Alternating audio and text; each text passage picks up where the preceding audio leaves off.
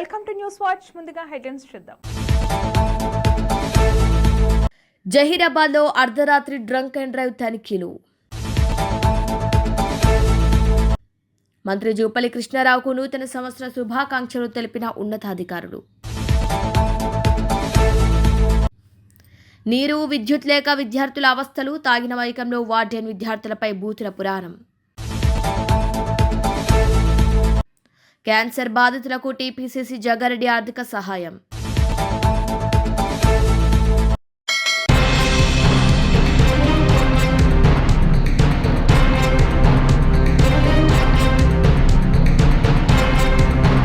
Yadagirigutta EO Venkatrao రాజీనామా చేశారు. వ్యక్తిగత ఆరోగ్య కారణాలతో తన పదవికి రాజీనామా చేసినట్లు యాదగిరిగుట్ట ఆలయ ఈవో వెంకట్రావు తెలిపారు.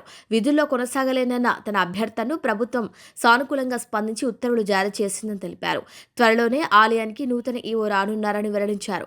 తన పదవి కాలంలో సహకరించిన ప్రతి ఒక్కరికి ఆయన ధన్యవాదాలు తెలిపారు. శ్రీ లక్ష్మీ నరసింహస్వామి నమః. యాదగిరిగుట్టలో శ్రీ లక్ష్మీ నరసింహస్వామి నిన్ననే ముక్కోటి ఏకాదశి ఉత్సవాలు చాలా ఘనంగా జరిగాయి. అనేక మంది ప్రజాప్రతినిధులు, పెద్దలు అందరూ వచ్చి చాలా అంగరంగ వైభవంగా చేశారు. నిన్నటి నుండి అధ్యయనోత్సవాలు ప్రారంభమయ్యాయి.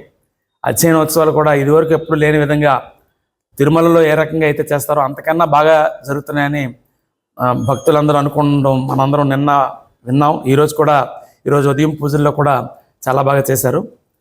అయితే నాకున్న వ్యక్తిగత కారణాల వల్ల, ముఖ్యంగా ఆరోగ్య సమస్యల వల్ల నేను ఇంకా పదవిలో కొనసాగలేనని ప్రభుత్వానికి తెలియజేసిన మీదట నాకు ప్రభుత్వం అనుమతిస్తూ ఉత్తర్వులు ఇచ్చింది. అతి త్వరలో కొత్త ఈవో వస్తారు. ఈ స్వామివారి క్షేత్రం ఇంకా దినదిన అభివృద్ధి చెందుతుంది. ఖచ్చితంగా ఇంకా మంచి అధికారులు వచ్చి ఈ క్షేత్రాన్ని తీర్చిదిద్దుతారు. ఆ నరసింహస్వామి ఆశీస్సులు మనందరి మీద, మీ అందరి మీద ఉండాలని కోరుకుంటూ సార్ థ్యాంక్ యూ.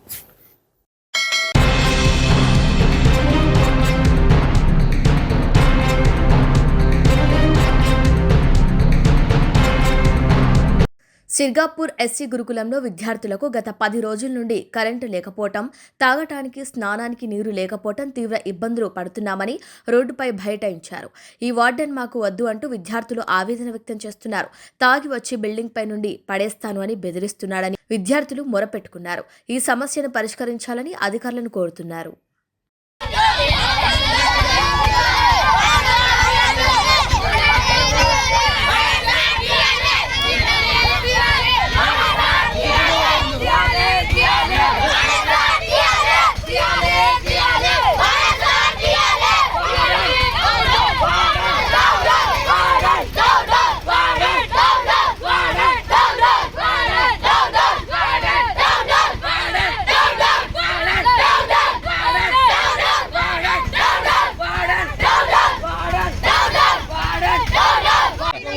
రోజు కరెంట్ లేదు, అన్నం మంచి లేదు, అన్నంలో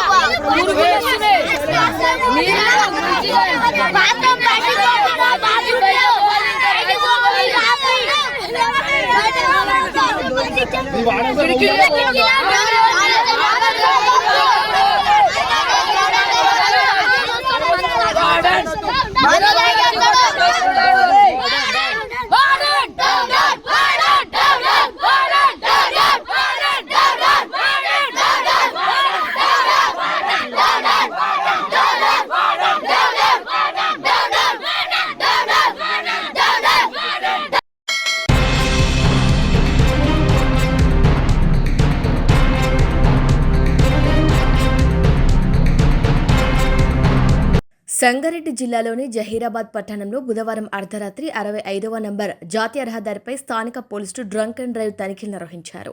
ఈ కార్యక్రమంలో పట్టణ ఎస్ఐ వినయ్ కుమార్, సిఐ శివలింగం, డీఎస్పీ సేదానాయక్ సిబ్బంది పాల్గొన్నారు. వాహనదారుల భద్రతను దృష్టిలో ఉంచుకుని ఈ తనిఖీలు చేపట్టారు.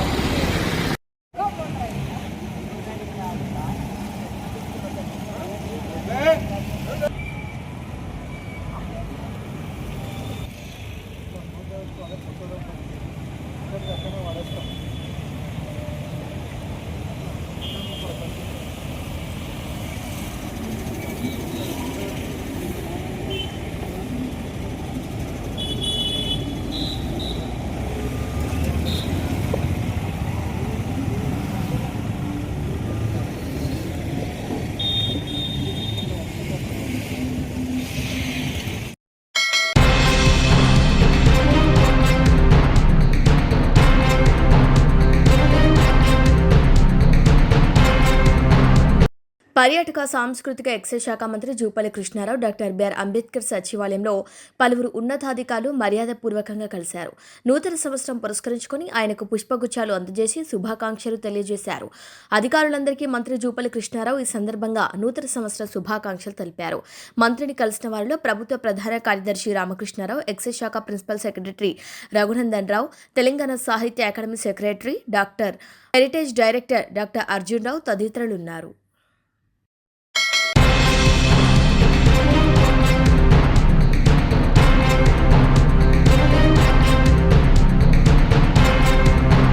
సంగారెడ్డి నియోజకవర్గంలో క్యాన్సర్ బారిన పడిన నిరుపేదలకు జగ్గారెడ్డి తన సహాయాన్ని కొనసాగిస్తున్నారు. గతంలో క్యాన్సర్ బారిన పడ్డ వ్యక్తులకు చికిత్స కోసం లక్షల రూపాయలు ఆర్థిక సహాయం చేసిన విషయం తెలిసిందే. తాజాగా క్యాన్సర్తో బాధపడుతున్న మరో 5 మందికి జగ్గారెడ్డి 2 లక్షల చొప్పున తక్షణ ఆర్థిక సహాయం చేశారు. ఈ సందర్భంగా గుట్కా నమలటం కారణంగా అనారోగ్యం బారిన పడ్డ క్యాన్సర్ పేషెంట్ పట్ల కాస్త ఆగ్రహం వ్యక్తం చేశారు. గుట్కా, సిగరెట్ తాగటం వంటి దురలవాట్ల కారణంగా క్యాన్సర్ బారిన పడి మీ కుటుంబాలకు అన్యాయం చేయొద్దని హితవు పలికారు. దురలవాట్లకు దూరంగా ఉండి ఆరోగ్యంగా జీవించాలని ప్రజలను కోరారు. आप लोग वैसे ही बैठो, बैठ जाओ, आप लोग बाजू बैठ जाओ, आप लोग कैंसर కూర్చో, క్యాన్సర్ పేషెంట్ జరుపుకుంటారా వాళ్ళకి నేను ఒకసారి అడుగుతాను. కూర్చో కూర్చో కూర్చో నిలబడకండి. ఇప్పుడు ఓకే, ఇప్పుడు నువ్వు కదా పేషెంట్. ఓకే, ఆ రోజుకి చాలా రికవర్ అయినా ఫీవర్ వస్తుంది, కన్ను బయటికి వస్తుంది. ఇప్పుడు ఎన్ని సూదులైనా ఇప్పటికి 4. ఇంకెన్ని ఉన్నాయి ఇంజెక్షన్స్? ఇంకా 6. ఇప్పుడు డబ్బులు పెడితే ఇప్పుడు గవర్నమెంట్ పరంగా ఎన్ని వస్తున్నాయి? ఇప్పుడు గవర్నమెంట్ మనకి 3 lakhs ఇచ్చింది. 3 lakhs ఇచ్చింది, డబ్బులు పెడితే లేదా కొన్ని ఫ్రీ ఇంజెక్షన్స్ ఉన్నాయి కదా. ఇప్పుడు దేంట్లో మీరు ఇప్పుడు ట్రీట్మెంట్ నిమ్స్లో ఎన్ని వస్తున్నాయి ఇంజెక్షన్స్ ఫ్రీగా? ఇంజెక్షన్స్ అన్న ట్రీట్మెంట్ అంతా చార్జ్ రోజుకు 15,000. తక్కువ, బయట ఎక్కువ ఉంటుంది, ఇంట్లో తక్కువ ఉంటుంది. న్యాచురల్గా మన గవర్నమెంట్ నుంచి వచ్చినాయి. ఇప్పుడు ఏముంది? ఇప్పుడు సర్జరీ ఉందా? ఒకటి ఇప్పుడు ఏమన్నా ఇంజెక్షన్ ఉందా? ఇప్పుడు ఏమన్నా ఇప్పుడు ఉందా? ఇప్పుడు ఎంత అయింది? ఇప్పుడు ఇంజెక్షన్ అయితే ఇప్పుడు ఇంజెక్షన్ 2 lakhs వస్తుంది. ఇప్పుడు 2 lakhs వస్తుంది. 2 months ఉండాలి. రైట్, 2 lakhs అయితే ఇక్కడ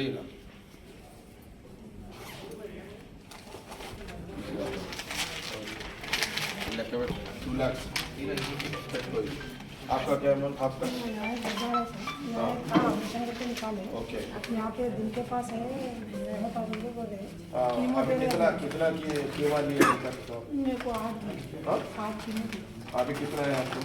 अभी 2 कीमो है, खून का मंगा बोलती है, और कीमो दिएगा से आप कहाँ रहे हैं? नासिक बताओ. शेफी वार्ड है ना? शेफी वार्ड आपका है, लोकेशन आपका बोला.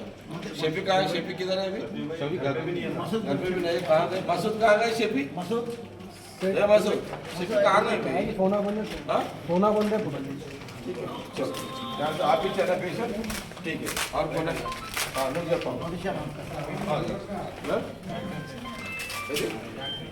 हाँ, ये कर दो पूरा. చింతపల్లి ఏం ప్రాబ్లం అయితే ఇదే ఉందా? ఇప్పుడు సర్జరీ చేస్తారా? చేస్తే ఇప్పుడు ఎక్కడ చేస్తున్నారు మీరు? ధర్నీలో చేస్తున్నారు. ఇప్పుడు ఎంత 2.5 పేగు బయటకు ఉందా? ఇంకా 2.5 ఇస్తే సర్జరీ అయిపోతుంది. ఓకే, ఇందుకు 2.5 కావాలి కదా మరి, 50 అయింది. సరే, 2.5 ఇది ఇస్తాను. आपका क्या बोलो? बहुत अच्छा ऑलरेडी है. कितना लिए मैं अभी तक? अच्छा, कौन सा हॉस्पिटल में चल रहा है?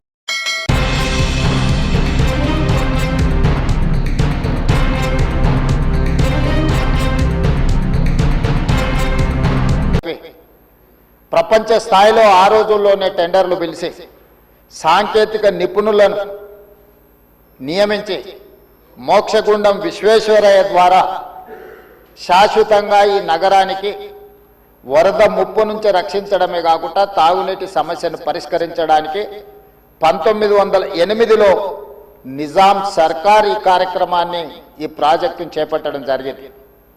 1921-22కు ఉస్మాన్ సాగర్ హిమాయత్ సాగర్ ప్రాజెక్టులను నిర్మించి ఈ రోజుకు 105 సంవత్సరాలైన ఈ పట్టణం నగరం మహానగరంగా విస్తరించిన 105 సంవత్సరాల క్రితం నిజాం ప్రభు నిర్మించిన ఉస్మాన్ సాగర్ హిమాయత్ సాగరే హైదరాబాద్ ప్రజల యొక్క దాహార్తిని ప్రజలకు పాపులర్గా గండిపేట నీళ్ళు అని తెలుసు.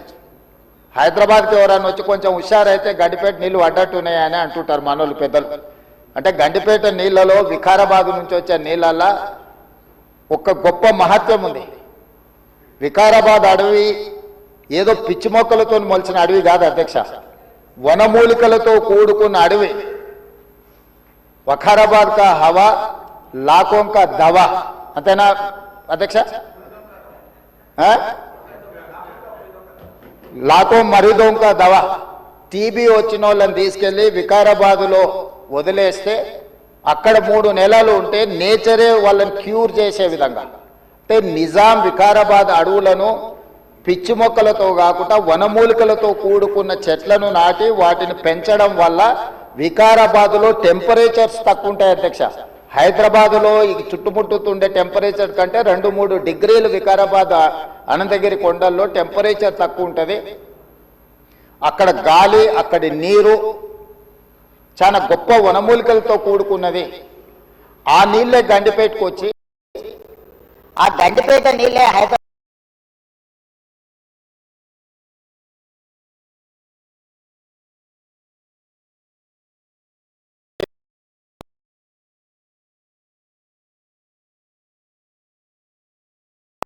ఇవ్వడం ద్వారా మన ఆరోగ్యాన్ని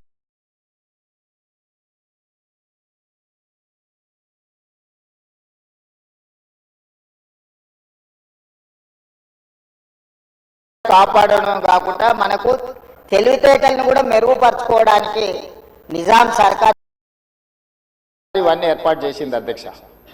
కాలక్రమేణా స్వతంత్రం వచ్చింది, సాంకేతిక నైపుణ్యం పెరిగింది. సాంకేతిక నైపుణ్యంతో నగరాలు అభివృద్ధి చెంది జలవనరులను కాపాడుకోవాల్సిన మనము ఆ దిశగా ప్రయాణం చేయలే అధ్యక్ష. శాశ్వత సమస్యలను పరిష్కరించి మన ఆరోగ్యాన్ని కాపాడే జలవనరులను కలుషితం చేయడమే కాకుండా కబ్జాలు పెట్టి ఫామ్ హౌజులు కట్టి ఫామ్ హౌజ్లో డ్రైనేజ్ లైన్లు తీసుకెళ్లి ఈ గండిపేట హిమాయత్ సాగర్ కలిపింది అధ్యక్ష.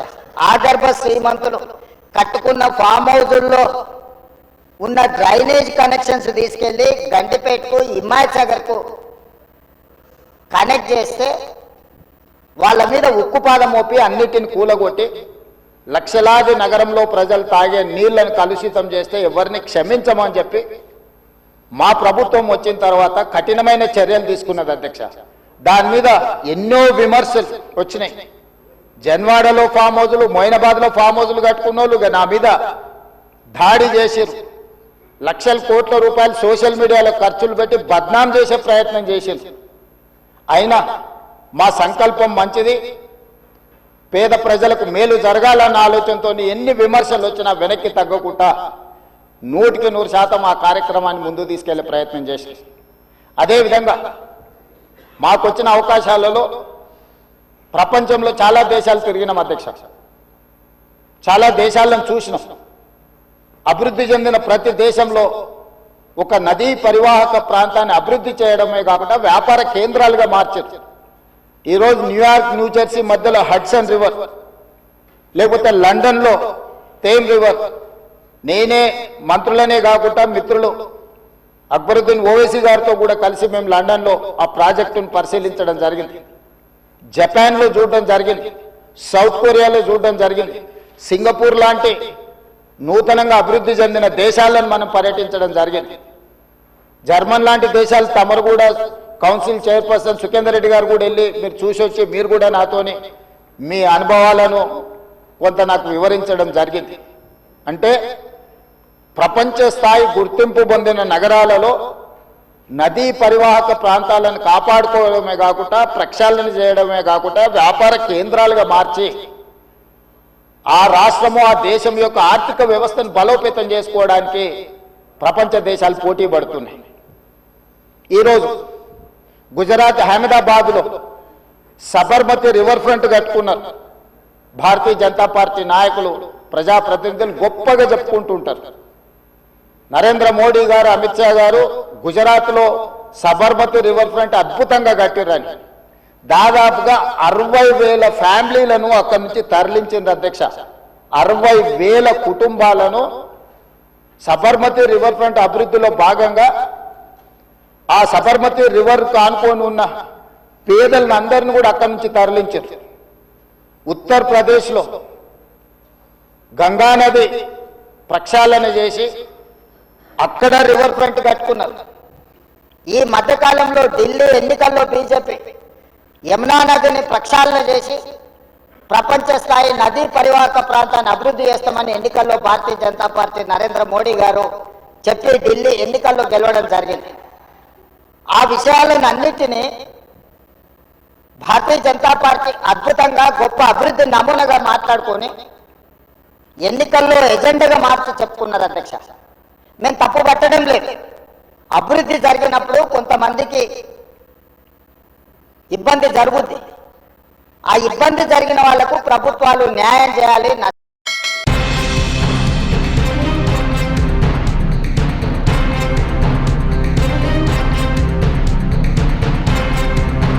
బులెటిన్ ముగించే ముందు హెడ్లైన్స్ మరొకసారి.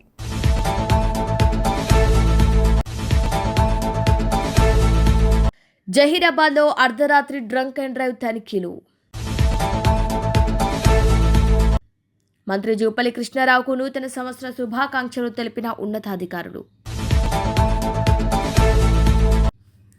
నీరు, విద్యుత్ లేక విద్యార్థుల అవస్థలు, తాగిన మైకంలో వార్డెన్ విద్యార్థులపై బూతుల పురాణం. క్యాన్సర్ బాధితులకు టీపీసీసీ జగ్గారెడ్డి ఆర్థిక సహాయం.